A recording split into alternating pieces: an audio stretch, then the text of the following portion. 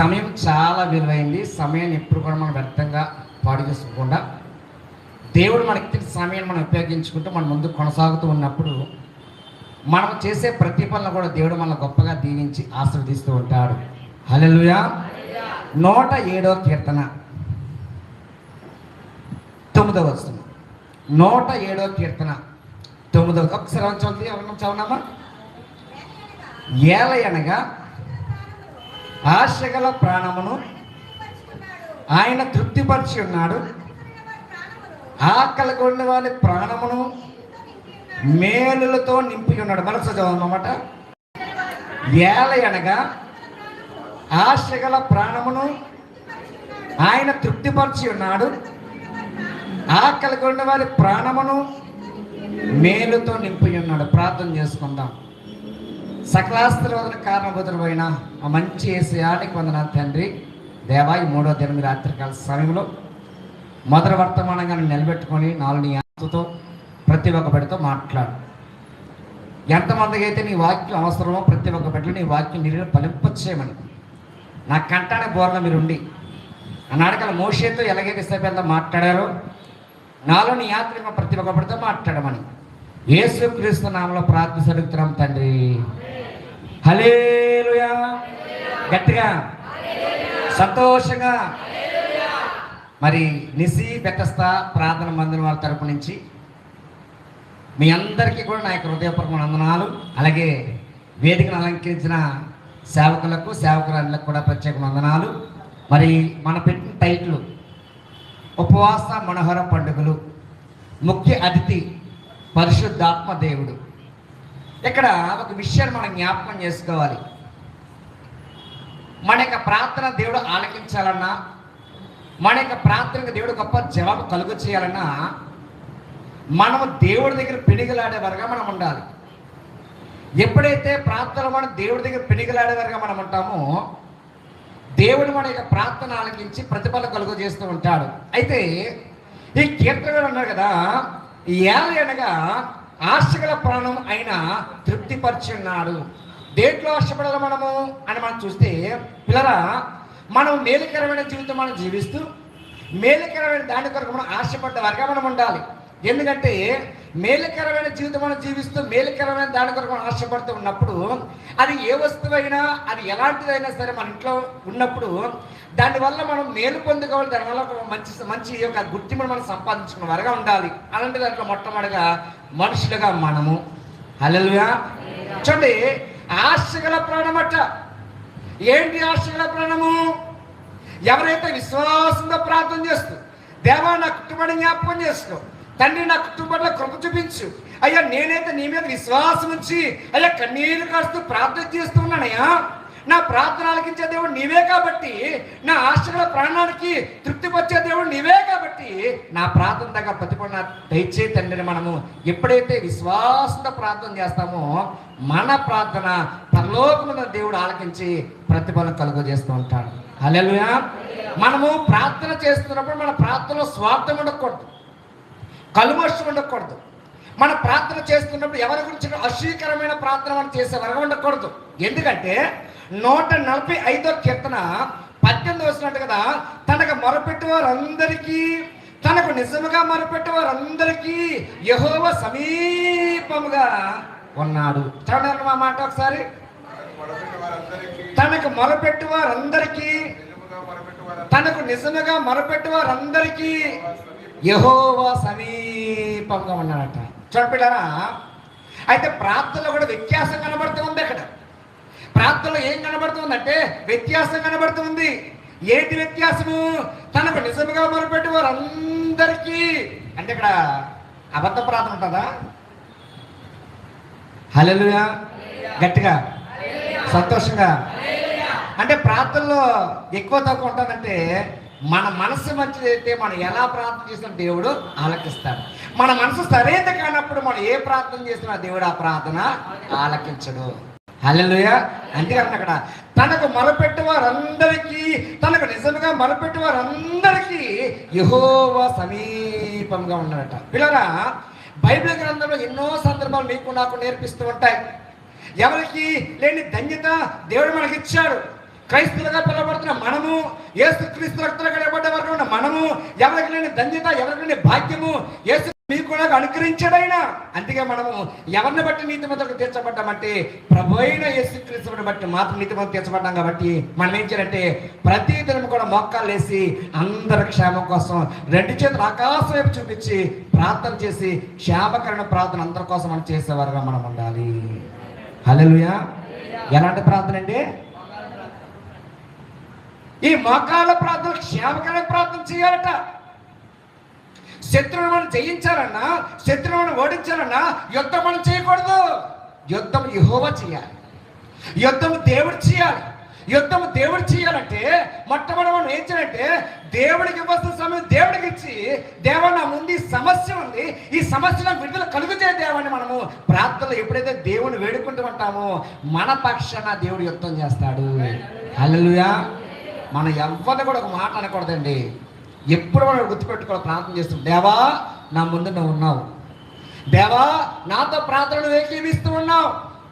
ఈ యొక్క ఉపవాస మనోహర ప్రార్థన ఈ యొక్క కుడికలు బట్టి మనం ఏం గుర్తు చేసుకోవాలి, ఏం మనం జ్ఞాపకం చేసుకోవాలంటే ఉపవాసంలో కడుపు మార్చుకొని దేవుడితో మనం సహవాసం చేస్తూ ఉన్నాం. కాబట్టి మనం చేసిన ప్రార్థన వ్యర్థంగా పోకుండా దేవుడు మన యొక్క ప్రార్థన దగ్గర ప్రతిఫలం కలుగు చేసేవాడుగా ఉన్నాడు.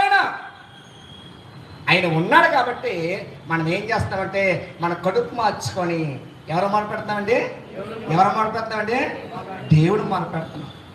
మన బాధ ఎవరు పడతా చెప్పకూడదు. ఒకవేళ చెప్పినా వాళ్ళు మనం వాళ్ళకి అనుకూలంగా ఉండని చెప్పి గొప్పగా మాట్లాడతారు. వాళ్ళకి అనుకూలంగా లేనప్పుడు మన యొక్క పరిస్థితులు వాళ్ళు ఎగతలగా మాట్లాడుతూ ఉంటారు. అందుకే మన బాధలు కానీ, మన శ్రమలు కానీ, మన నిందలు కానీ, మన కష్టాలు కానీ ఎవరికి మనం చెప్పకూడదు. ఏం చెప్పాలట? క్షేమకరమైన మాటలు మాత్రం మనము చెప్పాలి. హల్లెలూయా. చూడండి, మేలుకరమైన మాటలు మనం చెప్పామనుకోండి, అవతల వ్యక్తి మనం చూసి ఇంకా సంతోషపడుతూ ఉంటాడు. అదే శ్రమకరమైన విషయం ఏదైనా చెప్పామనుకోండి, ఎప్పుడు చెప్పిందే చెప్తాడండి, చెప్పిందే చెప్తాడండి అని ఏం చేస్తారంటే మన ముందు మన భుజం మీద చేసి ఓదార్చేవారుగా ఉంటారు. మనం వెళ్ళిపోయిన తర్వాత అంటారు కదా, ఎప్పుడు ఇంతేనండి అని చులకనగా ఎగతలంగా మాట్లాడుతూ ఉంటారు. కానీ దేవుడు అలాంటి వాడైతే మాత్రము కాదు. దేవుడు నిన్న నేను నిన్న మీతో ఉన్నవాడైనా దేవుడు ఎలాంటి వాడంటే మనం మాటించి మాట తప్పచ్చేమో కానీ దేవుడు మాటించి మాట తప్పవాడు కానీ కాదు. చాలా మంది ఈ మీటింగ్ లిస్టులు నాతో మాట్లాడంటే ఎవరు చెప్తారండి, ఎవరు చెప్తారండి? నిజం చెప్తానండి. నేను, గ్రేసక్ గారు, విజయ్ కుమార్ గారు, జానబాబు ఇలాగా సేవకులుగా మేము కూడుకొని ఇక్కడ ఎంతో కన్నీరు కాచేమండి. అది దేవుడికి మాకు తెలుసు.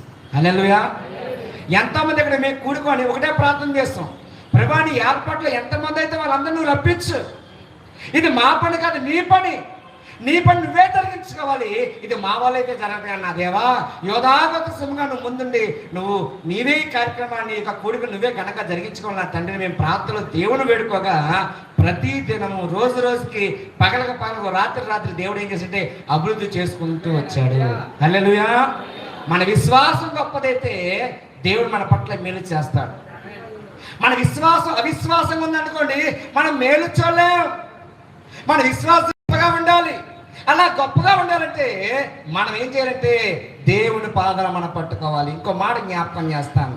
56వ కీర్తన మనం చదువుకోం లేఖన భాగము 56వ కీర్తన ఇక్కడ 8వ వచనం కూడా మనం చూస్తే అక్కడ దేవుని వాక్యం చాలా చక్కటి విషయం తెలియజేస్తామన్నమాట.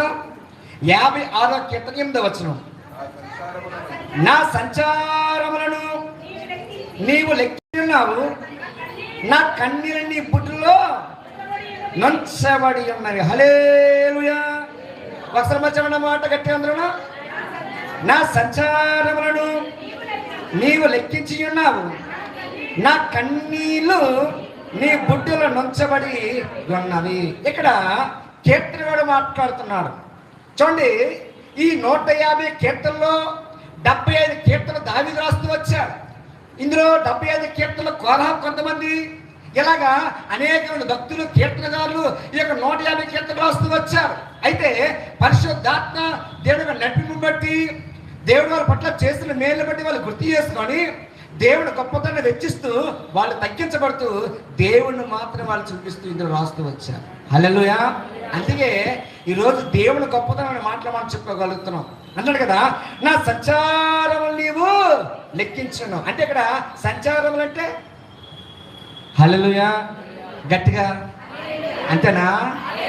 అంతేనా? రేపు ఎలాగా మీరు ఉండరు, మేము ఉండరు, రెండమ్మన్నా మమ్మల్ని వెళ్ళిపోమని ఇక్కడ అంటారు. అమ్మా హల్లెలూయా, గట్టిగా. ఇలాంటి మీటింగ్లు మనం అత్తమాలు పెట్టుకోవాలి. పెట్టకూడదా? సంతోషంగా పెట్టుకోవాలన్న తల్లి చెప్పండి. ఈ మీటింగ్ వెనకాల ఎంతో కష్టం ఉందండి, అది దేవుడికి మాకు తెలుసు. ఎంతోమంది మోకల ప్రార్థన ఉందండి, అది దేవుడికి మాకు తెలుసు. ఎందుకంటే దేవుడు మాత్రమే చూపించాలని ఆలోచననే ఉన్నాను. సంచారం అంటే అర్థం ఏంటి పిల్లరా? మన యొక్క నడక, మనం చేసే ప్రతి పని, మనకు మాట తీరు, మనకు జీవిత విధానము, ప్రతిదీ దేవుడు లెక్కించేవాడుగా ఉన్నాడట. అలాంటి దాంట్లో మొట్టమొదటి ప్రాధాన్యత మనం దేనికి ఇవ్వాలంటే ప్రార్థనకు ఇవ్వాలి. హల్లెలూయా. దేనికి ఇవ్వాలండి? ప్రార్థన గొప్పతనం నేను చెప్పి ముగింపు చేస్తాను. ప్రార్థన ఎంత గొప్ప చెప్పంటారా? తెల్లవారుకు ముందే లేచి మొట్టమొదటి మనం ఏం పని చేస్తాం అమ్మా? చేస్తామా? ఒకటే. రాత్రి పడుకునే ముందు మనం ఏం చేస్తాం అంటే ప్రాణము ప్రార్థన, ముగింపు కూడా ప్రార్థన. చూడండి, ప్రార్థనకు గొప్పదనం అని చెప్పాలంటే ప్రతి విషయంలో కూడా మనం అనేక మార్లు ప్రార్థన చేసుకుంటూనే వెళ్తాం. బండి మీద వెళ్తున్నాం, ప్రభా మార్గం అంతా నీ దేవత నాకు కావాలగా ఉంచు. ప్రభా ఈ పని ప్రారంభిస్తున్నాను అయ్యా, ఈ పని అంతా నెరవేర్చే విధంగా నువ్వు మాకు తోడుగా ఉన్నా తండ్రిని ప్రతి విషయంలో ప్రతి సందర్భంలో మనం ఏం చేస్తామంటే ప్రార్థనకి ఎక్కువ ప్రాధాన్యత ఇస్తాం. అంటే ప్రార్థన అంత గొప్పదని మీకు నేను చెప్తూ ఉన్నాను. సంచారం అంటూ ఉన్నాడు. ఈ సంచారంలో మనం చెప్పుకుంటూ పోతే అన్ని విషయాల్లో బాగా ప్రాముఖ్యమైనది ఏంటంటే ప్రార్థన. కన్నీరు ప్రార్థన దేవుడికి ఇష్టమైంది కాబట్టి అన్నాడు కదా, అక్కడేమన్నాడు, నా కన్నీరు నీ బుడిలో నుంచి ఉన్నావు. ఎక్కడి నుంచి ఏంటండి? బుడ్డిలో. ఏమంటే మన మొక్కలు వేసి కన్నీరు కాస్తూ ప్రార్థన చేస్తున్నాం, అవి నేల మీద పడతాం, మనం అనుకుంటున్నాం. దేవదూతలట ఈ కన్నీళ్ళు ఎందులో పడతాయండి? బుడ్డిలో పడతాయట. బుడ్డిలో పట్టి ఏమంటాయంటే అక్కడ దేవదూత దేవుడి దగ్గరికి అంటాయట, అయ్యో నా కుమార్తె గ్రేసి సిస్టర్ ఉంది కదా, ఎంతో కన్నీరు కాడుతూ ఉంది. అక్కడ నా సేవకులు ఉన్నారు కదా, వాళ్ళు కన్నీరు కాడుతూ ఉన్నారు. అయ్యా నీ విశ్వాసం ఉన్నారు కదా, వాళ్ళు ఎంతో కన్నీరు కాడుతూ ఉన్నారయ్యా, వాళ్ళ పట్ల మేలు చేయతండి మన కొరకు గొప్ప సాక్ష్యము దేవదూతలు ఇస్తాయట. ఎక్కడ? దేవుడి దగ్గర. హల్లెలూయా.